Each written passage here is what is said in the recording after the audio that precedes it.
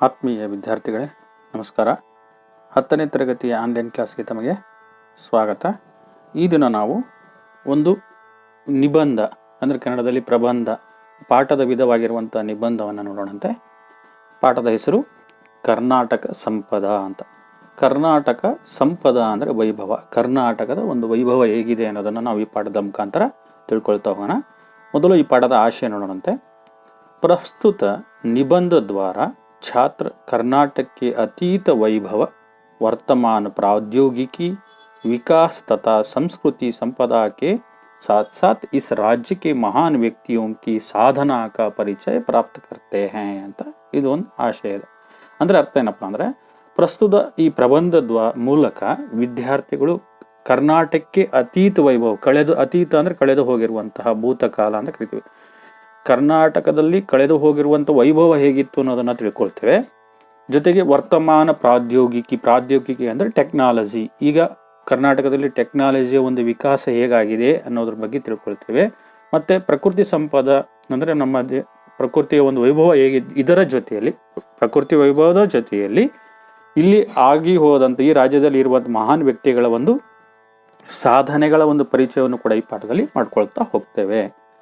ಶಬ್ದಾರ್ಥ ನೋಡೋಣಂತೆ. ಆಬಾದಿ ಅಂದರೆ ಜನಸಂಖ್ಯೆ ಅಂತಾನೆ, ಜನಸಂಖ್ಯೆ. ಸಂವರ್ಣ ಸಜಾನ ಸಜ್ಜುಗೊಳಿಸುವುದು. ಸುಷ್ಮಾ ಅಂದರೆ ಅತ್ಯಧಿಕ ಸುಂದರ, ಅತಿ ಸುಂದರವಾದದ್ದು.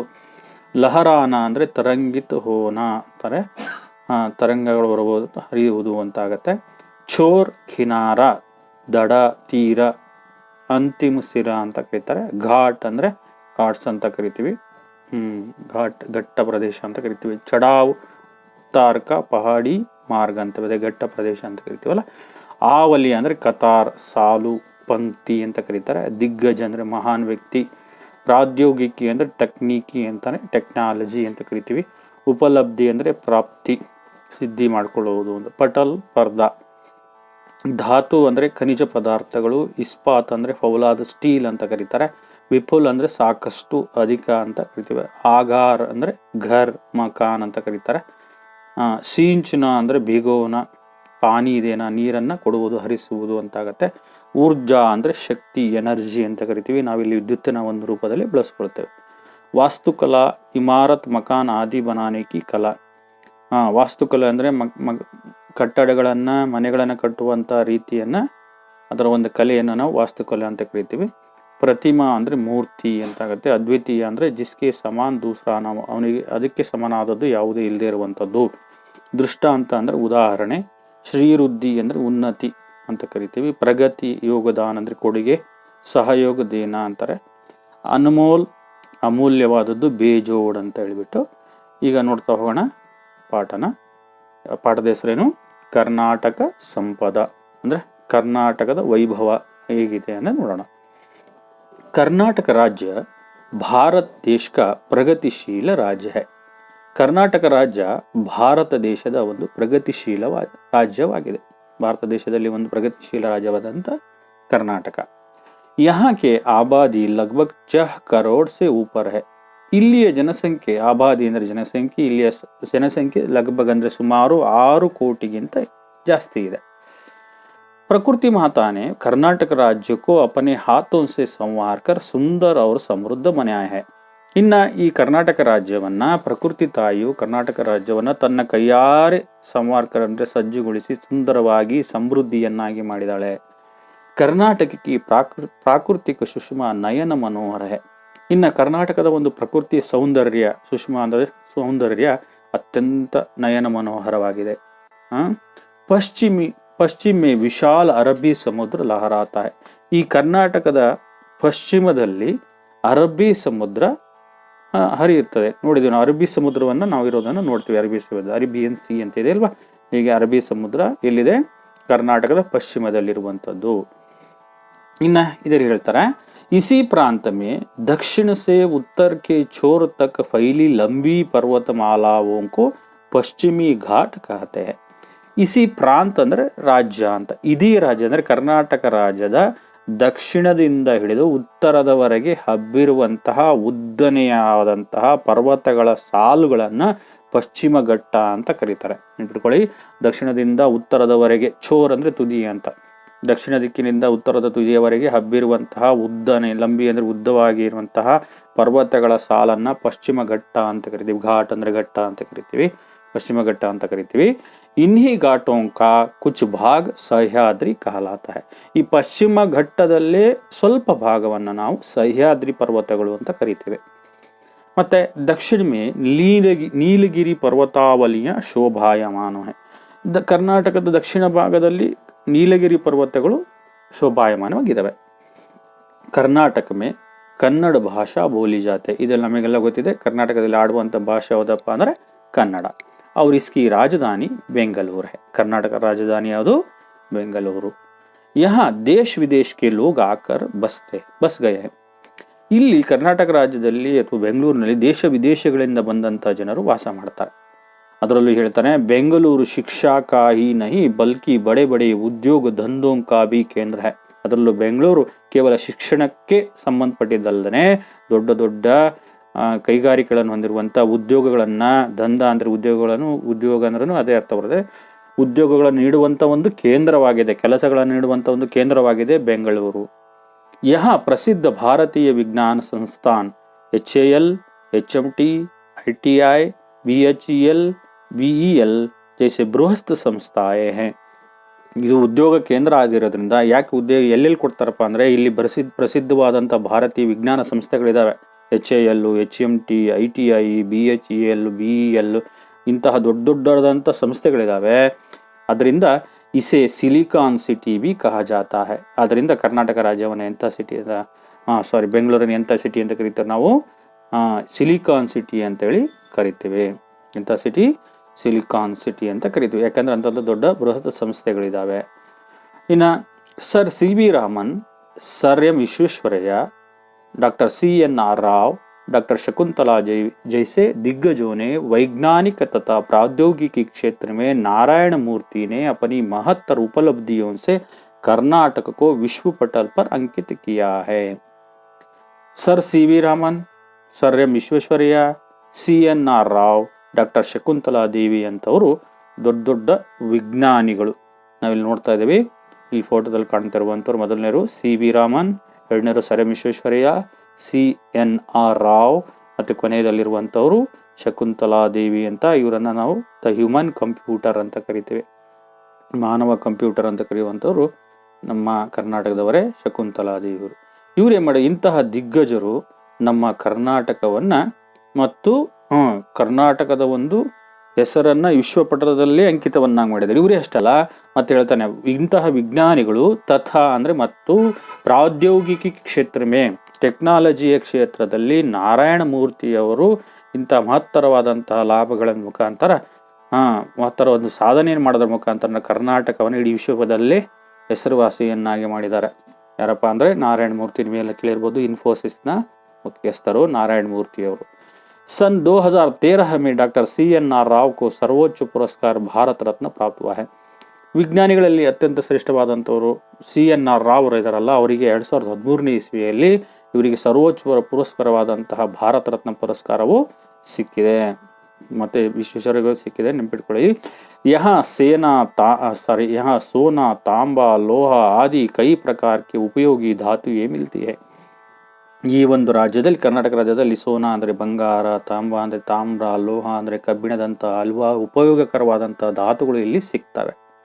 ಭದ್ರಾವತಿ ಮೇ ಕಾಗಜ್, ಲೋಹೆ और इस्पात के बड़े कारखाने हैं. ಭದ್ರಾವತಿಯಲ್ಲಿ ಕಾಗದದ, ಕಬ್ಬಿಣದ ಮತ್ತು ಸ್ಟೀಲ್ ಒಂದು ಕಾರ್ಖಾನೆಗಳನ್ನು, ದೊಡ್ಡ ದೊಡ್ಡ ಕಾರ್ಖಾನೆಗಳನ್ನು ನಾವು ಕಾಣಬಹುದು.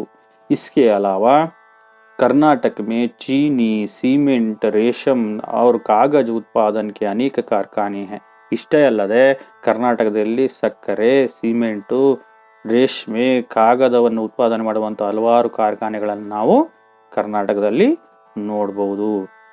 ಕರ್ನಾಟಕ ಮೇ ಚಂದನ್ ಕೆ ಪೇಡ್ ವಿಪುಲ ಮಾತ್ರಾ ಮೇ ಹೈ. ಕರ್ನಾಟಕದಲ್ಲಿ ಶ್ರೀಗಂಧದ ಮರಗಳು ಸಾಕಷ್ಟು ಇವೆ. ಇಸ್ಲಿಯೇ ಕರ್ನಾಟಕ ಚಂದನ್ ಕಾ ಆಗಾರ್ ಕಹತೆ ಹೈ. ಆದ್ರಿಂದ ಕರ್ನಾಟಕವನ್ನ ಚಂದನ್ ಕಾ ಆಗಾರ್ ಅಂದ್ರೆ ಗಂಧದ ಗುಡಿ ಅಂತ ನಾವು ಕರಿತೀವಿ, ಅಥವಾ ಚಂದನ ಅಂದ್ರೆ ಗಂಧ ಅಂತ, ಶ್ರೀಗಂಧದ ಒಂದು ಆಗಾರ ಅಂದ್ರೆ ಮನೆ, ಗಂಧದ ಒಂದು ಮನೆ ಅಂತ ಕರಿತೀವಿ ನಾವು. ಅದರಲ್ಲಿ ಕನ್ನಡದಲ್ಲಿ ಹೇಳ್ತೀವಿ ಗಂಧದ ಗುಡಿ ಅಂತೇಳಿ ಕರಿತೀವಿ. ಯಾಕಪ್ಪ ಅಂದ್ರೆ ಹೆಚ್ಚು ಏನಿದೆ, ಶ್ರೀಗಂಧದ ಮರಗಳು ಇದಾವೆ ಅಂತ. यहाँ ಚಂದನ್ ಕಾ ತೇಲ್, ಸಾಬುನ್ ತಥಾ ಕಲಾಕೃತಿಯಾ ಭಿ ಬನಾಯಿ ಜಾತಿ ಹೈ. ಇಲ್ಲಿ ಶ್ರೀಗಂಧದ ಎಣ್ಣೆ, ಗಂಧದ ಎಣ್ಣೆಯನ್ನ, ಗಂಧದ ಸಾಬೂನುಗಳನ್ನ, ನೋಡಿದರಲ್ಲ ಮೈಸೂರು ಸ್ಯಾಂಡಲ್, ಸಾಬೂನುಗಳನ್ನ ಮತ್ತು ಹಲವಾರು ಕಲಾಕೃತಿಗಳನ್ನು ಕೂಡ ಇಲ್ಲಿ ಮಾಡಲಾಗುತ್ತದೆ. ಕರ್ನಾಟಕ ಮೇ ಕಾವೇರಿ, ಕೃಷ್ಣ, ತುಂಗಭದ್ರ ಆದಿ ಅನೇಕ ನದಿಯ ಬಹತಿ ಹೈ. ಕರ್ನಾಟಕದಲ್ಲಿ ಕಾವೇರಿ, ಕೃಷ್ಣ, ತುಂಗಭದ್ರದಂತಹ ಅನೇಕ ನದಿಗಳಲ್ಲಿ ಹರಿತವೆ. ಇನ್ನು ನದಿಯು ಪರ್ ಬಾಂಧ್ ಬನಾಯೆ ಗಯೆ ಹೈ. ಈ ನದಿಗಳಿಗೆ ಬಾಂಧ್ ಅಂದ್ರೆ ಅಣೆಕಟ್ಟು. ಇಲ್ಲಿ ನೋಡ್ತಾ ಇದೀವಿ, ಮೊದಲನೇ ನಾವು ಅಣೆಕಟ್ಟನ್ನ ಕಟ್ಬಿಟ್ಟು ನೀರನ್ನ ಹಿಡಿದಿರುವಂಥದ್ದು. ಇನ್ನು ಎರಡನೇದು ಜೋಗ ಫಾಲ್ಸ್, ನಿಮಗೆ ಗೊತ್ತಾಗತ್ತೆ, ಮುಂದೆ ಬರುತ್ತದೆ. ಈ ಬಾಂಧ್ ಅಂದ್ರೆ ಹೇಳಿದ ಅಣೆಕಟ್ಟನ್ನ ಕಟ್ಟಲಾಗಿದೆ ನದಿಗಳಿಗೆ. ಇನ್ಸೆ ಹಜಾರೋ ಎಕರೆ ಜಮೀನ್ ಸಿಂಚಿ ಜಾತಿ ಹೈ. ಈ ನೀರಿನಿಂದ ಸಾವಿರಾರು ಎಕರೆ ನೀರನ್ನ ಸಿಂಚನ ಅಂದ್ರೆ ಹರಿಸುವಂಥದ್ದು. ಈ ಅಣೆಕಟ್ಟಿನ ಮೂಲಕ ಸಾವಿರಾರು ಎಕರೆ ಜಮೀನುಗಳಿಗೆ ನೀರನ್ನು ಹರಿಸಲಾಗುತ್ತದೆ. इसके अलावा इन नदियों के जलाशयों की सहायता से ऊर्जा उत्पादन केंद्र भी स्थापित किए गए हैं. ಇಷ್ಟೇ ಅಲ್ಲದೆ ಈ ನದಿಗಳ ಮೂಲಕ, ಜಲಾಶಯಗಳ ಮುಖಾಂತರ, ಜಲಾಶಯಗಳ ಸಹಾಯದಿಂದ ವಿದ್ಯುತ್ ಉತ್ಪಾದನಾ ಕೇಂದ್ರಗಳನ್ನು ಕೂಡ ನಾವು ಸ್ಥಾಪಿಸುವುದನ್ನು ನೋಡಬಹುದು. ಜೋಗ್, ಅಬ್ಬಿ, ಗೋಕಾಕ್, ಶಿವನ ಸಮುದ್ರ ಆದಿ ಜಲಪ್ರಪಾತ ಮನಮೋಹಕ ಹೈ. ಕರ್ನಾಟಕದಲ್ಲಿ ಜೋಗ ಫಾಲ್ಸ್, ಅಬ್ಬಿ ಫಾಲ್ಸ್, ಗೋಕಾಕ್ ಫಾಲ್ಸ್, ಶಿವನ ಸಮುದ್ರದಂತಹ ಅನೇಕ ಜಲಪ್ರಪಾತಗಳನ್ನ, ಜಲಪ್ರಪಾತ ಅಂದರೆ ಫಾಲ್ಸ್ಗಳು ಮನಮೋಹಕವಾಗಿ ಇದಾವೆ. ಹೇಳ್ತಾರೆ, ಕರ್ನಾಟಕ ರಾಜ್ಯ ಕಿ ಶಿಲ್ಪಕಲಾ ಅನೋಖಿ ಹೈ. ಕರ್ನಾಟಕ ರಾಜ್ಯದ ಒಂದು ಶಿಲ್ಪಕಲೆ ಅನೋಖಿ ಅಂದ್ರೆ ಅಸಾಧಾರಣವಾದದ್ದು. ಬಾದಾಮಿ, ಐಹೊಳೆ, ಪಟ್ಟದಕಲ್ಲು ಮೇ ಜೋ ಮಂದಿರ್ ಹೈ ಉನ್ಕಿ ಶಿಲ್ಪಕಲಾ और ವಾಸ್ತುಕಲಾ ಅದ್ಭುತ ಹೈ. ಬಾದಾಮಿ, ಐಹೊಳೆ, ಪಟ್ಟದಕಲ್ಲಿನಲ್ಲಿ ಏನು ದೇವಸ್ಥಾನಗಳಿದಾವೋ ಅಲ್ಲಿರುವಂಥ ಶಿಲ್ಪಕಲೆ ಮತ್ತು ವಾಸ್ತುಕಲೆ ಅದ್ಭುತವಾಗಿರುವಂಥದ್ದು. ಶಿಲ್ಪಕಲೆ ಅಂದ್ರೆ ಕಲ್ಲಿನಲ್ಲಿ ಕೆತ್ತಲಾಗಿರುವಂಥ ಮೂರ್ತಿಗಳನ್ನ ಶಿಲ್ಪಕಲೆ ಅಂತ ಕರಿತೀವಿ. ವಾಸ್ತುಕಲಾ ಅಂದ್ರೆ ನಾವೆಲ್ಲ ನೋಡ್ತೀವಿ, ಮನೆಗಳನ್ನ ಕಟ್ಬಿಟ್ಟು ವಾಸ್ತುಗಳ ಮುಖಾಂತರ ಕಟ್ತಾರಲ್ಲ, ಅದಕ್ಕೆ ವಾಸ್ತುಕಲೆ. ಮನೆಯನ್ನ ಕಟ್ಟುವಂತ ರೀತಿಯನ್ನ ವಾಸ್ತುಕಲೆ ಅಂತ ಕರಿತೀವಿ. ಶಿಲ್ಪಕಲೆಗೆ ವಾಸ್ತುಕಲೆಗೆ ಇರುವಂತ ವ್ಯತ್ಯಾಸ ಇಷ್ಟೇನೆ. ಬೇಲೂರು, ಹಳೆಬೀಡು, ಸೋಮನಾಥಪುರ के मंदिर में पत्थर की जो मूर्तियां है वे सजीव लगती है. ಇನ್ನ ಬೇಲೂರು, ಹಳೆಬೀಡು, ಸೋಮನಾಥಪುರದಲ್ಲಿ ಏನು ದೇವಸ್ಥಾನಗಳಿದಾವ ಅಲ್ಲಿರುವಂಥ ಕಲ್ಲಿನಲ್ಲಿರುವಂಥ ಮೂರ್ತಿಗಳಿದಾವಲ್ಲ ಅವೆಲ್ಲ ಸಜೀವವಾಗಿದ್ದಾವೇನೋ ಅಂತ ಆ ರೀತಿಯಲ್ಲಿ ಕೆತ್ತಿದ್ದಾರೆ. ಈ ಸುಂದರ ಮೂರ್ತಿಯ ಹಮೆ ರಾಮಾಯಣ, ಮಹಾಭಾರತ, ಪುರಾಣೋಂ ಕಿ ಕಹಾನಿಯ ಸುನಾತಿ ಹೈ. ಆ ದೇವಸ್ಥಾನದಲ್ಲಿರುವಂತಹ ಮೂರ್ತಿಗಳು ನಮಗೆ ರಾಮಾಯಣ, ಮಹಾಭಾರತ, ಪುರಾಣ ಕಥೆಗಳನ್ನೆಲ್ಲ ಹೇಳ್ತವೆ, ಕೇಳಿಸ್ತವೆ. ಶ್ರವಣ ಬೆಳಗೊಳ में 57 फुट ऊंची गोमटेश्वर की एक शिला प्रतिमा है जो दुनिया को त्याग और शांति का संदेश दे रही है. ಶ್ರವಣಬೆಳಗೊಳದಲ್ಲಿರುವಂತಹ 57 ಅಡಿ, ಫುಟ್ ಅಂದ್ರೆ ಅಡಿ ಅಂತ ಎತ್ತರದಲ್ಲಿರುವಂತಹ ಗೊಮಟೇಶ್ವರ ಒಂದು ಮೂರ್ತಿ, ಏಕಶಿಲಾ ಪ್ರತಿಮಾ ಅಂತ, ಒಂದೇ ಶಿಲೆಯಲ್ಲಿ ಕಟ್ಟಿರುವಂತಹ ಒಂದು ಪ್ರತಿಮೆ ಇದು. ಈ ಏಕಶಿಲಾ ಮೂರ್ತಿಯು ಇಡೀ ಪ್ರಪಂಚಕ್ಕೆ ತ್ಯಾಗ ಮತ್ತು ಶಾಂತಿಯ ಒಂದು ಸಂದೇಶವನ್ನ ನೀಡ್ತಾ ಇದೆ. विजयपुर के गोल गुंबज की विस्परिंग गैलरी वास्तुकला का अद्वितीय दृष्टांत है ಅಂತಾನೆ. ಇನ್ನು ಬಿಜಾಪುರ ಅಂತ ಏನು ಕರಿತೀವ, ಆ ಬಿಜಾಪುರದಲ್ಲಿರುವಂಥ ಗೋಲ್ ಗುಂಬಜ್ ವಿಸ್ಪರಿಂಗ್ ಗ್ಯಾಲರಿ ಅಂದ್ರೆ ಪ್ರತಿಧ್ವನಿಸುವ ಒಂದು ಗ್ಯಾಲರಿ. ಅಲ್ಲೇನಾಗತ್ತೆ, ಅಲ್ಲಿ ಹೋಗ್ಬಿಟ್ಟು ಗೋಲ್ ಗುಂಬಜಲ್ಲಿ ನಿಂತ್ಕೊಂಡ್ಬಿಟ್ಟು ಒಂದು ಪಿಸ್ಬಿಟ್ಟಿದ್ರೆ ಆ ಒಂದು ಮಾತು 7 ಸಾರಿ ಪ್ರತಿಧ್ವನಿ ಮಾಡುತ್ತೆ. ನಾವು ಮಾತಾಡುವಂಥ ಮಾತು 7 ಸಾರಿ ಪ್ರತಿಧ್ವನಿಸುತ್ತದೆ. ಅದಕ್ಕೆ ವಿಸ್ಪರಿಂಗ್ ಗ್ಯಾಲರಿ ಅಂತ ಕರೀತಾರೆ. ಈ ಒಂದು ವಾಸ್ತುಕಲೆಗೆ ಅದ್ವಿತೀಯವಾದಂಥ ಒಂದು ದೃಷ್ಟಾಂತ ಅಂದ್ರೆ ಉದಾಹರಣೆಯಾಗಿದೆ. ಮೈಸೂರು ಕಾ ರಾಜಮಹಲ್ ಕರ್ನಾಟಕಕ್ಕೆ ವೈಭವ ಕಾ ಪ್ರತೀಕ ಹೈ. ಇನ್ನು ಮೈಸೂರಿನ ಅರಮನೆ ಅಂತೂ ಕರ್ನಾಟಕದ ಒಂದು ವೈಭವದ ಒಂದು ಗುರುತಾಗಿದೆ. ಪ್ರಾಚೀನ scent phenomena church, Jagmohan Rajmahal, ಅದಕ್ಕೆ ಆರ್ಟ್ ಗ್ಯಾಲರಿ ಕಾ ಪುರಾತತ್ವ ವಸ್ತು ಸಂಗ್ರಹಾಲಯ ಅತ್ಯಂತ ಆಕರ್ಷಣೀಯ ಹೈ. ಈ ಮೈಸೂರಿನಲ್ಲಿರುವಂತಹ Saint Philomena church, Jaganmohan palace ಅಂತ ಆರ್ಟ್ ಗ್ಯಾಲರಿ ಅಂತ ಕರಿತೀವಿ, ಇವು ಪುರಾತತ್ವ ವಸ್ತು ಸಂಗ್ರಹಾಲಯಗಳು ಅತ್ಯಂತ ಆಕರ್ಷಣೀಯವಾಗಿದ್ದಾವೆ. ಇಲ್ಲಿ ಕಾಣ್ತಾ ಇರುವಂಥದ್ದು ಮೈಸೂರಿನ ಅರಮನೆ ಅಲ್ವಾ. ಇಷ್ಟೆಲ್ಲ ವೈಭವಿತವಾದಂಥದ್ದು ರಾಜ್ಯ ಯಾವುದಪ್ಪ ಅಂದ್ರೆ ಕರ್ನಾಟಕ. ಇಂದ ಹೇಳ್ತಾರೆ, ಗಂಗಾ, ಕದಂಬ, ರಾಷ್ಟ್ರಕೂಟ, ಚಾಲುಕ್ಯ, ಹೊಯ್ಸಳ, ಒಡೆಯರ್ आदि राजवंशजों ने जो तथा कृष्णदेवराय, मदकरी नायक, रानी अब्बक्का देवी, कित्तूर चन्नम्मा, टीपू सुल्तान, आदिल शाह जैसे शासकों ने कर्नाटक राज्य की श्रीवृद्धि में अपना महत्वपूर्ण योगदान दिया है. ಇನ್ನು ವೈಭವದ ಒಂದು ಅತೀತದ ಒಂದು ನೋಡ್ತಾ ಹೋದರೆ, ಕರ್ನಾಟಕದ ಅತೀತವನ್ನು ನೋಡಿದರೆ ನಮ್ಮ ರಾಜ್ಯವನ್ನ ಗಂಗಾ, ಕದಂಬ, ರಾಷ್ಟ್ರಕೂಟ, ಚಾಳುಕ್ಯ, ಹೊಯ್ಸಳ, ಒಡೆಯರ್ ಅಂತ ರಾಜವಂಶಗಳು ನಮ್ಮ ಕರ್ನಾಟಕ ರಾಜ್ಯದಲ್ಲಿ ಆಡಳಿತವನ್ನು ಮಾಡಿದರು. ಇಂತಹ ರಾಜವಂಶಗಳ ಜೊತೆಯಲ್ಲಿ ಇವೆಲ್ಲ ರಾಜವಂಶಗಳಾದ್ರೆ ಇಲ್ಲಿ ಹೇಳುವಂಥವ್ರು ನೆಕ್ಸ್ಟ್ ಕೃಷ್ಣದೇವರಾಯ, ಮದಕರಿ ನಾಯಕ, ರಾಣಿ ಅಬ್ಬಕ್ಕ ದೇವಿ, ಕಿತ್ತೂರು ಚೆನ್ನಮ್ಮ, ಟಿಪ್ಪು ಸುಲ್ತಾನ್ ರಂತವರು, ಆದಿಲ್ ಶಾ ರಂತವರು ಶಾಸಕರು, ಇಂತಹ ರಾಜರು ನಮ್ಮ ಕರ್ನಾಟಕದ ಒಂದು ಶ್ರೇಯಸ್ಸಿಗೆ ತಮ್ಮ ಮಹತ್ವಪೂರ್ಣವಾದಂಥ ಯೋಗದಾನ ಅಂದರೆ ಕೊಡುಗೆಯನ್ನ ನೀಡಿದ್ದಾರೆ. ಇಲ್ಲಿ ನೋಡ್ರಿ, ನೋಡ್ತಾ ಇದ್ರೆ ಗೊತ್ತಾಗತ್ತೆ. ಕೃಷ್ಣದೇವರಾಯ, ಮದಕರಿ ನಾಯಕ ಮತ್ತು ರಾಣಿ ಅಬ್ಬಕ್ಕ ದೇವಿ ಇವರೆಲ್ಲ ಕರ್ನಾಟಕದ ಒಂದು ಶ್ರೇಯ ವೃದ್ಧಿಗೆ ಬಹಳ ಕೊಡುಗೆಯನ್ನು ಕೊಟ್ಟಿರುವಂಥವ್ರು. कर्नाटक ಅನೇಕ ಸಾಹಿತ್ಯಕಾರೋं ने सारे संसार में कर्नाटक की कीर्ति फैलाई है. ಕರ್ನಾಟಕದ ಅನೇಕ ಸಾಹಿತ್ಯಕಾರರು ಈ ನಮ್ಮ ಕರ್ನಾಟಕದ ಒಂದು ಕೀರ್ತಿಯನ್ನು ಇಡೀ ಪ್ರಪಂಚದಲ್ಲೇ ಹಬ್ಬಿಸಿದ್ದಾರೆ. ಅದರಲ್ಲಿ ವಚನಕಾರ ಬಸವಣ್ಣ, ಕ್ರಾಂತಿಕಾರಿ ಸಮಾಜ ಸುಧಾರಕತೆ ನಾವು ನೋಡ್ಬೋದು. ವಚನಕಾರರಾದಂಥ ಬಸವಣ್ಣನವರು ಕ್ರಾಂತಿಕಾರಿ ಸಮಾಜ ಸುಧಾರಕರಾಗಿದ್ದರು. ಅಕ್ಕಮಹಾದೇವಿ, अल्लमा प्रभु, सर्वज्ञ जैसे अनेक संतों ने अपने अनमोल वचनों द्वारा प्रेम, दया और धर्म की सीख दी है. ಇನ್ನು ಅಕ್ಕಮಹಾದೇವಿ, ಅಲ್ಲಮ ಪ್ರಭು, ಸರ್ವಜ್ಞನಂತ ಅನೇಕ ಸಂತ ಮಹಾತ್ಮರು ತಮ್ಮ ಅನಮೋಲ ಅಂದರೆ ಬೆಲೆ ಕಟ್ಟಲಾಗದಂತಹ ವಚನಗಳ ಮುಖಾಂತರ ಪ್ರೀತಿ, ಧರ್ಮದ ಒಂದು ಪಾಠವನ್ನು ನಮಗೆ ಕಲಿಸ್ಕೊಟ್ಟಿದ್ದಾರೆ. ಪುರಂದರದಾಸ, ಕನಕದಾಸ आदि भक्त कवियों ने भक्ति, नीति, सदाचार के गीत गाए हैं. ಇನ್ನು ಪುರಂದರದಾಸರು, ಕನಕದಾಸರು ಇಂಥ ಅನೇಕ ಭಕ್ತ ಕವಿಗಳು ಭಕ್ತಿ, ನೀತಿ, ಸದಾಚಾರದ ಒಂದು ಹಾಡುಗಳನ್ನು ಹಾಡಿದ್ದಾರೆ. ಪಂಪ, ರನ್ನ, ಪನ್ನ, कुमारव्यास, हरिहर, राघवांक आदि ने महान काव्यों की रचना कर कन्नड़ी साहित्य को समृद्ध बनाया है. ಇನ್ನು ಪಂಪ, ರನ್ನ, ಪೊನ್ನ, ಕುಮಾರವ್ಯಾಸ, ಹರಿಹರ, ರಾಘವಾಂಕನಂತಹ ಮಹಾನ್ ಕಾವ್ಯ ರಚನಾಕಾರರು ತಮ್ಮ ಕಾವ್ಯಗಳ ಮೂಲಕ ಕನ್ನಡ ಸಾಹಿತ್ಯವನ್ನು ಸಮೃದ್ಧಿಯನ್ನಾಗಿ ಮಾಡಿದ್ದಾರೆ. ಇನ್ನು ಆಧುನಿಕ ಕಾಲಕ್ಕೆ ಸಾಹಿತ್ಯಕಾರ ಕುವೆಂಪು, ದ.ರಾ. ಬೇಂದ್ರೆ, ಶಿವರಾम कारंत, मास्ती वेंकटेश अयंगार, विक्रु गोकाक, यू.आर. अनंतमूर्ति, गिरीश कार्नाड और चंद्रशेखर कंवार ज्ञानपीठ पुरस्कार से अलंकृत है. ಇನ್ನು ಆಧುನಿಕ ಕಾಲಕ್ಕೆ ಬಂದಾಗ ಆಧುನಿಕ ಕಾಲದ ಸಾಹಿತ್ಯಕಾರರಲ್ಲಿ ಕುವೆಂಪು, ದ.ರಾ. ಬೇಂದ್ರೆ, ಶಿವರಾಮ್ ಕಾರಂತ, ಮಾಸ್ತಿ ವೆಂಕಟೇಶ್ ಅಯ್ಯಂಗಾರ್, ವಿಕ್ರು ಗೋಕಾಕ್, ಯು.ಆರ್. ಅನಂತಮೂರ್ತಿ, ಗಿರೀಶ್ ಕಾರ್ನಾಡ್ ಮತ್ತು ಚಂದ್ರಶೇಖರ್ ಕಂಬಾರ್ನಂತಹ ಸಾಹಿತ್ಯಕಾರರಿಗೆ ಜ್ಞಾನಪೀಠ ಪುರಸ್ಕಾರ ಸಿಕ್ಕಿದೆ. ಇವರನ್ನು ನಾವು ನೆನಪಿಟ್ಕೊಳ್ಳೋಕ್ಕೋಸ್ಕರ ಒಂದು ಸೂತ್ರವನ್ನು ಮಾಡ್ಕೋಬಹುದು. 8 ಜನರ ಹೆಸರನ್ನ ಯಾವ ರೀತಿ ಅಂದರೆ ಕುದಾಶಿಮ್ಮ ಗೋವಾ ಗಿಚಮ್ ಅಂತ. ಅಂದ್ರೆ ಕುದಾಶಿಮ ಗೋ ಅ ಗಿಚಮ್ ಅಂದ್ರೆ ಕು ಅಂದ್ರೆ ಕುವೆಂಪು, ದ ಅಂದ್ರೆ ದ.ರಾ. ಬೇಂದ್ರೆ, ಶಿ ಅಂದ್ರೆ ಶಿವರಾಮ್ ಕಾರಂತ್, ಮ ಅಂದ್ರೆ ಮಾಸ್ತಿ ವೆಂಕಟೇಶ್ ಅಯ್ಯಂಗಾರ್. ಕುದಾಶಿಮ.